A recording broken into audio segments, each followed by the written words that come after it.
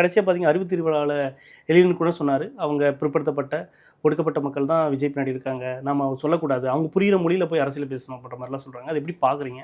பிற்படுத்தப்பட்ட ஒடுக்கப்பட்ட மக்கள் மட்டும் இல்லைங்க, எல்லா தரப்பினர்லேருந்தும் விஜய்க்கு ரசிகர்கள் இருப்பாங்க. இப்போ நீங்களும் ஒரு நடிகராக நீங்கள் விஜயோட ரசிகராக இருப்பேன், நானும் விஜயோட ரசிகை தான். அவருடைய வளர்ச்சியை வந்து சினிமாவில் நம்ம பார்த்துக்கிட்டு இருக்கோம். அந்த வளர்ச்சிக்கு அவர் போட்ட உழைப்பு அப்படின்ற ஒரு விஷயம் இருக்கு இல்லையா? கிட்டத்தட்ட ஒரு சூப்பர் ஸ்டார் ஸ்டேட்டஸ்க்கு இன்னைக்கு அவர் ரீச் பண்ணியிருக்கிறாருன்னா அதுக்கு கிட்டத்தட்ட ஒரு 20-25 வருஷம் அவர் கடுமையான விமர்சனங்கள்லாம் தாண்டி உழைச்சிருக்கிறார். அந்த உழைப்புக்கான அங்கீகாரத்தை இன்னைக்கு மக்கள் கொடுத்துருக்குறாங்க. அப்போ அதே மாதிரி ஒரு அரசியலுக்கு வரும்பொழுது ஒரு தலைவர், அதுவும் நீங்கள் வந்து இருபெரும் திராவிட கட்சிகளுக்கு நான் தான் மாற்று அப்படின்னு சொல்கிறீங்க.